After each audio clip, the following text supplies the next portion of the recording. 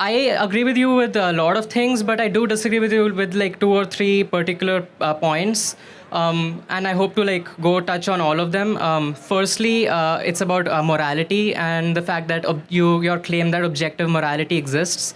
I disagree with that. I think morality is relative for everyone or subjective, and it kind of like grows as with the culture and as the culture changes. So yeah, what are your thoughts about that, and how do you justify objective morality? Do you believe in absolute truth? What do you mean by absolute truth? Absolute truth, like that there is truth absolute for all people. Yes. You do? Okay, that's objective morality. That's objective facts. I won't say that's morality. Okay, so do I have permission to ask you a provocative question? Sure. I know what you're going to ask. Okay, fine. I mean, was Hitler objectively wrong? No. So I do. Was the Holocaust objectively evil? I do. I want to like make a distinction between like my personal views that I do feel that it is wrong, but I can't say that it is like objectively wrong because I don't believe that objective morality exists. Like, why can I ask you like why do you think objective morality exists, and how do you like ground that objective morality in? Well, first, of course, we believe that the Lord of the heavens and the earth gave us that objective reality through revelation. Okay. But secondly, we believe it's written on the heart of every human. You know, in Nuremberg, it's very interesting. When they did the Nuremberg trials, and the Nazis basically said, well, in our country it was right, therefore it's right. Do you know that in Nuremberg they rejected that? They said, no, every human being knows that killing 6 million, babies and kids is wrong.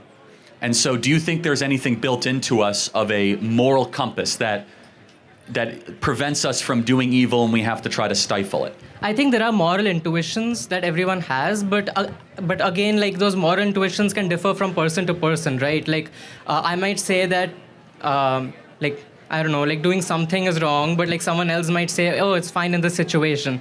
So like, how do you distinguish? Like, so it's obviously subjective, right? Like everyone might have their own opinions on what is right and what is wrong. So how do you how do you make a framework that says that, like, these are the rules of what is right and what is wrong, and like, how do you ground that? The more important question is, do you believe in God? Which I guess you do not.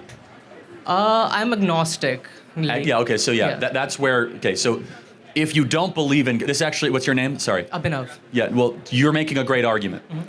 And your argument is totally correct, which is that if you don't believe in God, then you cannot say that the Holocaust was wrong. Mm-hmm. In order to believe that, in order to believe something is objectively wrong, you must believe in God. Because if you believe in God, then you believe that there's a transcendent moral order that is over all of us. And you're proving that point, and it's not even a criticism. You are being consistent. Okay. And to your point, which is that, so we believe that there is a God that has rules for life. We believe that was given to Moses primarily at Mount Sinai. Thou shalt not murder, thou shalt not steal, thou shalt not commit adultery. And that every society and every culture lives under that natural law. And so, but it's very interesting that if we get away from the idea of a belief in God and the transcendent, you can see how dangerous that is for society, right? I wouldn't say it's dangerous because it really depends on what the morals the society adopts and like what their constitution is, what their values are. I don't know why that needs to be grounded in religion. Well, so let me ask, okay, so would you say that murder is bad? Yes? I would say that. By what standard do you measure bad? I would say that like it's based on my environment, how I was raised, like what my cultural beliefs are, like how everyone else like morality has influenced my morality. So it's like I believe that it's like, for example, like I think you brought this up in some other debate that like some tribes might like are okay with child sacrifice or cannibalism or things like that, right? So for them that is okay. For me, it's not, right? It really depends on what society we grow up in, I think. Yeah. So child sacrifice is not something you think that is objectively wrong. I'm just trying to understand how do I ground Let's pay attention objective. up here, guys. Thanks. How do we ground what is objective? And also, you brought up a point that, like, if you do believe in God, then we do have objective morality, right? And you obviously believe in Christianity. But my point is, like, if, for example, a different religion has different morals, how do you determine which one is objective? Because both will think that it's objective, right? So how do you make that determination? When Jesus is not at the center of your life, you risk losing your sense of direction, falling prey to deception, and ultimately facing eternal separation from God. Facing eternal separation from God. Because without Christ as your foundation, your values, choices, and sense of identity becomes unstable, ladies and gentlemen. It becomes unstable. And that's a terrible thing. That's a terrible thing, because you begin to chase things that may seem as they are fulfilling, but ultimately empty.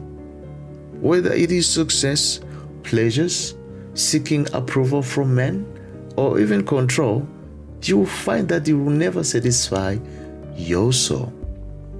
It doesn't have the capacity to satisfy your soul. It doesn't. It doesn't. So it will become easy to believe lies about who you truly are, lies about God, lies.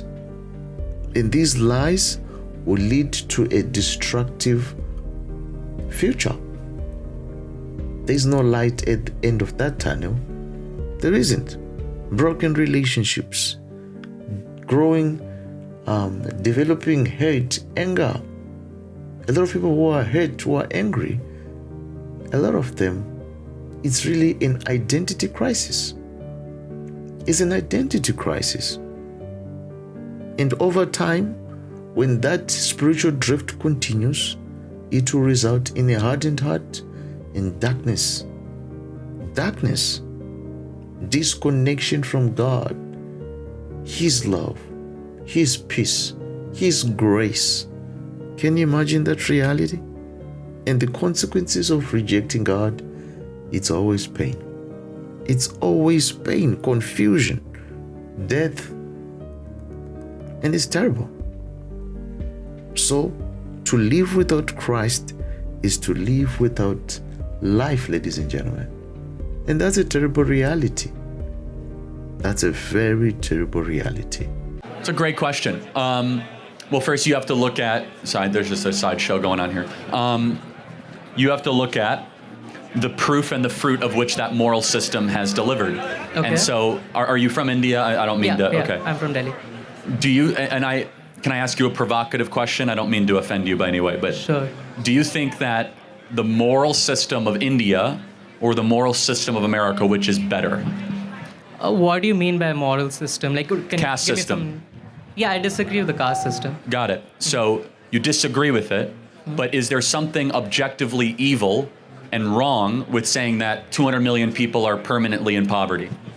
Again, I want to ask you, like, how do we ground objectivity? Like, what, like, for example, like for scientific theories, like, we can, like, conduct experiments and say, okay, it's objectively true. But, like, for morality, like, it depends person to, like, for example, people living in India at that time, for them it might have been okay, right? So, like, how do we ground the objectivity?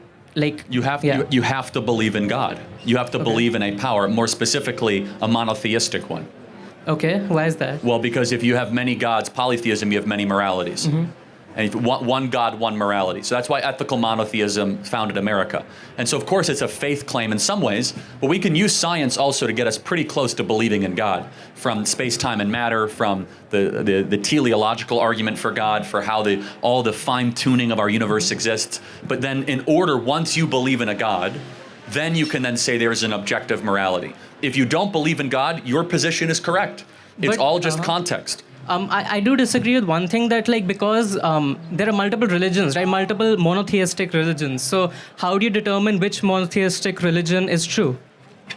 So, well, why is mine true? Because because the resurrection is the most documented, followed, and proven fact of history.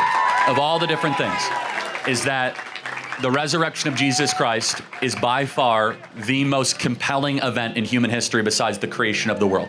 Is that we know Jesus existed, we know that he was killed, we have extra biblical sources that prove it, from Josephus, from the Talmud, to the historians of the day, and there are so many facts surrounding the resurrection that cannot be explained other than that Jesus actually rose from the dead. From YU's female witnesses, we know that he was in the tomb of Joseph of Arimathea. We know that the tomb was empty. Where did Jesus' body go? For example, if you wanted to disprove Christianity, why didn't they just march through the streets with Jesus' corpse and say, nope, actually he is not risen from the dead. Here he is right now. From all these different elements, we stake all of our chips as Christians into the resurrection of Jesus Christ. Amongst many other things, that the Bible is materially true every time that we do an archaeological discovery in the Middle East. The more that we discover, the more that we search in the Middle East, the more we find out that the Bible is true. Okay, so your belief is basically based on the truth value of Christianity, basically, right? And like the fact that like you believe that your religion is true, and therefore that's where you derive your morality from, right? Partially, yes, Okay. but even before that, you don't have to believe in the resurrection to believe in God. Okay. You can believe in God and not believe in the resurrection. So but if you I- asked me why I believe in Christianity. So, for example, Lord, there are a lot of arguments. For example, the cosmological argument or teleological argument that you mentioned, which do not really do not refer to like a particular God, right? It just refers to God in general. Correct. So And- how do you derive morality from just the existence of God without associating it with a particular religion? Yeah, so that's a great question. So you can use reason that if there is a God, then God would want us to live a certain way. And which way is best, which way is most efficacious. This is not my argument for it, but this would be a more deistic morality Okay. that some of the founding fathers had, that if there is a God, well then he probably wouldn't want us to screw up this place too much. He wouldn't want us to hurt each other, right? You can use your reason to get to that. Does that make sense? Yeah. And it's not a perfect fit. The Christian answer is a far better one, right? And a lot of what we consider to be correct moral thinking is rooted from a belief in objective morality. That's fine, but like then you would have to contend with things like the problem of evil, right? Because that would be like a problem, right? Because like, for example, the Christian theistic, like the God is like all good, right? But Yes, but sorry to interrupt, but atheists have a problem of evil too. Do you know what the problem of evil What is is for the that? atheists? They can't tell us what evil is, that is right? true. Yeah. That is true. Yeah. So we have a problem of evil, which is to explain evil. We struggle with that. Atheists have a problem with evil, which is they can't tell us what is evil or good. But that's because they don't believe in objective. Exactly. So, but that's a bigger problem. So they can't even use the problem of evil against us because by what definition do they consider something evil? They can use a problem of suffering Yeah. because suffering is objectively measured, right? Pain or struggle. So yeah, I mean, look, the problem of evil, I don't have a great answer. I'm not going to like give an answer that no one's ever given. Evil actually, you could argue, is an absence of a good thing. Evil itself does not necessarily exist. It's just the absence of good, the same way that dark is the absence of life. But look, we as Christians, we have a couple things that are very hard to answer, right? Problem of evil and like why kids die. I mean, amongst many other things, right? Atheists have to explain everything else. They have to explain why we're here, how the earth was created, love, mercy, justice, forgiveness, everlasting life. And so we do have an answer in the Christian faith that God uses all things for good for those who loves him. God works in mysterious ways is the old thing that we say. But also we also believe in original sin. But all of that actually appeals that there is a transcendent good. Evil itself does not disprove God. It might question what you think of God and the nature of God, but itself does not necessarily disprove it. Okay, thank you. I did have like one more point. Yeah, and then we'll get to the next question. Very good though. Very quickly, like you mentioned that the previous person also talked about, you believe that like university is a scam, right? I just wanted to like ask you specifically, like what aspects do you think are a scam? Like, do you think all majors are a scam, all universities are a scam? Not necessarily, but I mean, half the kids in this audience, if they get a job, they'll end up getting a job that does not require a college degree. So and I mean, you think about that. I mean, by the way, the national graduation rate's only 59%. 41% of people that enter college do not graduate. So I do agree with you that the tuition part of it can like nowadays, like on the internet you can find almost any information. I do believe that like the utility of universities is the networking that you can do with peers as well as like industry professionals, and also the resources that universities provide, especially for the STEM subjects. And I wanted wanted to ask you, like, since you Really quick. Yep. yeah, last question. Last question. I wanted to ask you, like, since you did not go to university and you built this entire big organization yourself, how did you tackle those networking challenges, and how did you step by step build up to this? Phenomenal question. You find somebody you want to go meet and you go find them. You don't need to go to college to meet important people. You literally can be like, okay, what do I want to do? Who's the best person in my local area? Find out what charities are involved. Call their office. Show up at their office. You'd be amazed at how many people are willing to work with you and meet you, but you don't need to necessarily go to college to be able to do that networking opportunity. Thank you so much. Very good. Do you want a hat? Okay, thank you. For generations, America stood as a beacon of freedom, not just political or economic, but spiritual freedom. Spiritual freedom. And the laws of the nation, they always emphasized on human dignity, the importance of family, and the idea that our rights comes from God. Our rights comes from God.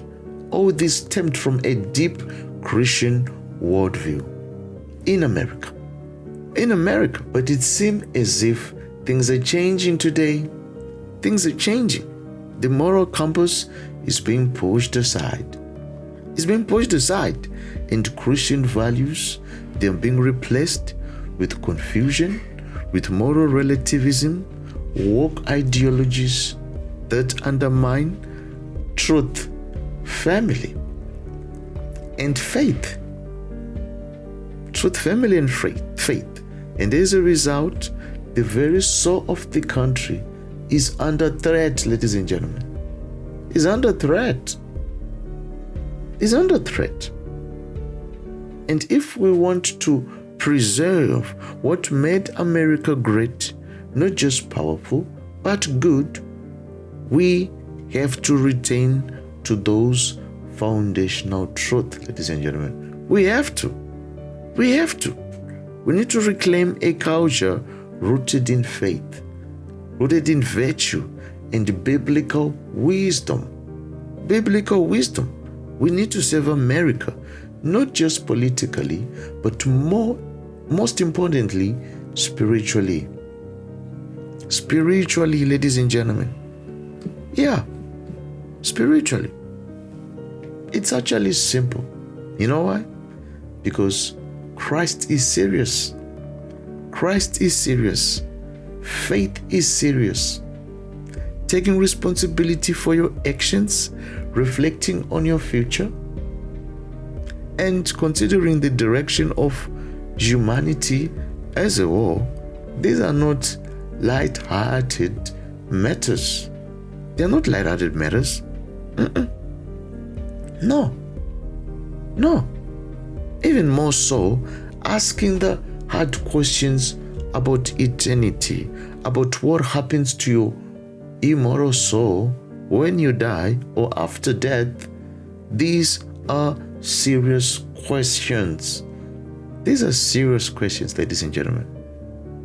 Yet it seems as if we now live in a culture, especially among Gen Z, that seem allergic to anything that is serious. Can you imagine? Many people have been raised in a world of constant distractions, endless entertainment, and instant gratification. But it's all being done as a way of avoiding the deeper and often uncomfortable realities of life and even death, Yeah. So what am I saying? I'm saying silence sometimes can be uncomfortable because it makes room for reflection. And reflection will lead to questions about meaning, purpose. What is my purpose? Things our modern culture encourages us to avoid. But avoiding seriousness or serious questions, it doesn't mean that truth will go away. It doesn't make it go away. It doesn't make the truth go away. Eventually, everyone must encounter these questions. Who am I? Why am I here? Where am I going? What's my future? What's my purpose? You see, the sooner we do, the sooner we live with intention. The sooner we live with intention. Ladies and gentlemen, if it wasn't for Charlie's strong understanding about politics or even the spiritual teachings that he shares, I personally wouldn't have learned more about things like common law or how even deeply Christianity shaped the foundation of America. Yeah, because he really opens people's eyes to the truth about America's roots. He does a fantastic job. Yeah, he answers tough questions. He does an incredible job connecting both believers and unbelievers, those who are still searching for the answers. He does a very fantastic job. And all this is to prove something important, that when your life is rooted in Christ, everything changes for the better. Everything changes for the better. He's the foundation, the cornerstone, and the source of life. He is. He is the very source of life. Remember the words of Jesus in Matthew 6:33? But seek first the kingdom of God and his righteousness, and all these things will be added to you. All these things will be added to you. Yeah. And a Christian nation is a prosperous one because when a society is built on the teachings of Jesus Christ, such as justice, humility, love, it naturally creates a foundation for lasting peace, growth, success, stability. These values influences leadership, laws, and family structures that will promote human dignity, protection of the vulnerable, and prosperity. You see? In history, ladies and gentlemen, I think history is evident. It is shown that in societies where biblical principles are respected, naturally there is freedom, there is prosperity, there is growth. There is growth, and people flourish. You see?